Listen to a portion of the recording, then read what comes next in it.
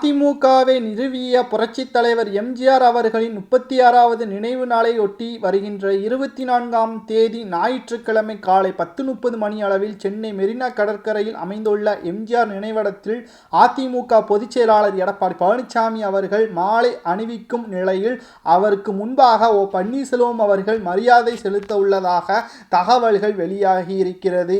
அதிமுகவின் துரோகி எடப்பாடி பழனிசாமி அவர்கள் என்று ஓ பன்னீர்செல்வத்தின் ஆதரவாளராக இருக்கக்கூடிய வைத்திலிங்கம் அவர்கள் கூறியுள்ளார்.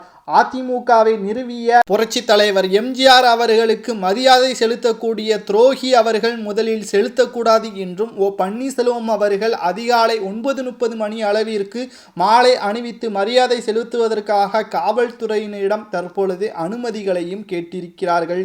ஆனால் இதனை எதிர்த்து எடப்பாடி பழனிசாமியின் ஆதரவாளராக இருக்கக்கூடிய ஜெயக்குமார் அவர்கள் முதலில் ஓ பன்னீர்செல்வம் அவர்கள் மரியாதை செலுத்த தகுதியில்லை என்றும் அதிமுகவை சார்ந்தவர்கள்தான் முதலில் மரியாதை செலுத்த முடியும் என்றும் கட்சியிலிருந்து நீக்கப்பட்டவர் எப்படி முதலில் மரியாதை செலுத்த முடியும் என்றும் தற்பொழுது நீதிமன்றத்தில் புகார் ஒன்றும் அளித்திருக்கிறார்கள்.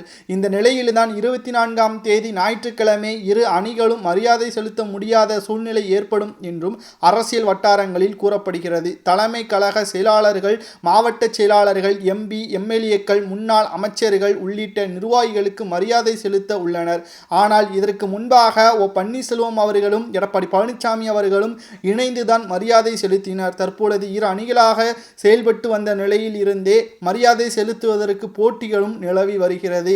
இது குறித்து எடப்பாடி பழனிசாமியின் ஆதரவாளர் ஜெயக்குமார் அவர்கள் கூறுகையில், அதிமுகவில் எடப்பாடி பழனிசாமி அவர்கள்தான் பொதுச் செயலாளர் என்றும் முதலில் அவர் மரியாதை செலுத்தியதற்கு பிறகு பொதுமக்களுடன் கலந்து கொண்டு ஓ பன்னீர்செல்வம் வேண்டுமென்றால் மரியாதை செலுத்திக் கொள்ளலாம் என்றும் வைத்திலிங்கம் அவர்களுக்கு பதிலளிக்கும் விதமாக பேட்டி ஒன்று அளித்துள்ளது தற்பொழுது வைரலாக பரவி வருகிறது.